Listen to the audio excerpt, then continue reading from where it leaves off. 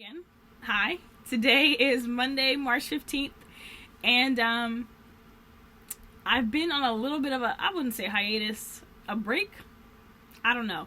As we speak, I have 2 videos queued up that need to be edited and then published, and then there's this one. So I have to fight the urge to only do videos when I feel like life is together and things are good, because that's not necessarily authentic, and I want to give you guys a real snapshot of life, and not just like this cookie cutter, the roses are always red, the daisies are always in bloom, and the rainbow's always in view. Like, it's just not accurate. Now, joy is a real thing in spite of issues and hard things, but yeah, I want to be honest with you guys about that, and even film on days that I'm not feeling it and I'm bothered by things and my feelings got hurt, but even that is part of life, and even how I respond to that is indicative of if what I say I believe about God, I actually do believe. And had a meeting with a sister, and in that meeting I was like, I need to be more mindful of the things I watch on TV, because I think I was identifying different fears or insecurities that weren't rooted in those TV shows, but those TV shows help to kind of perpetuate. And recognizing that I have to have a zero tolerance policy for things I entertain, things I let kind of in my view, in my mental space. And then we had a church meeting, our prayer meeting was tonight, and our apostle said the same thing about things being like things we watch on TV being a gateway. So it's again, confirmation. I really try to pay attention to confirmation like that. I don't want to miss what God is saying, and if he's saying it twice, that's like exclamation points. Like, Robin, pay attention. Yeah, I need to be more mindful about what I'm watching. And it's not where there was recently a show I was watching that seemed like just like entertainment and funny and interesting, and then it got very sexual very quickly, and I fast forwarded, but I didn't stop watching it. And I should have just exited out and been done. That opened the door to just reigniting issues with purity in my thought life. And I had to repent and talk to the Lord about that, and not just like at that point, not just not watch it, but really talk to the Lord, like, God, this desire, like I don't want this. That's just a big deal. It's a really big deal. And I can't be lazy about it.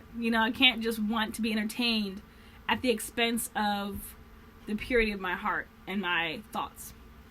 That's just not cool. Not just not cool. It's God's standard for my life. And so I can't tolerate that. I have to really just be more intentional about addressing the root of certain fears and insecurities and not feeding them, So y'all feel free to hold me to that, because I don't want to be going around the same cycles. Like, I'm good. No, thank you. Even today I was journaling about the situation that to me feels cyclical. And I think I've gotten to this point in life where I'm trying to have a real disdain for cyclical things. Like, things that keep happening, it's like, all right, I don't like it. I don't like this feeling. I don't like the situation. And if it's going to keep happening, then God, help me get out.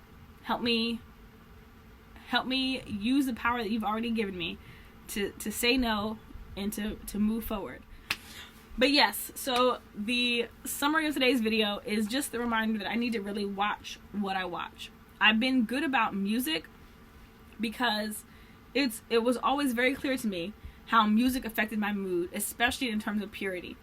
And in my parents' house, there was nothing but Christian music playing. Any other music that was playing would have been on MTV if my dad was watching something and like he fell asleep or the video was on. Which by the way,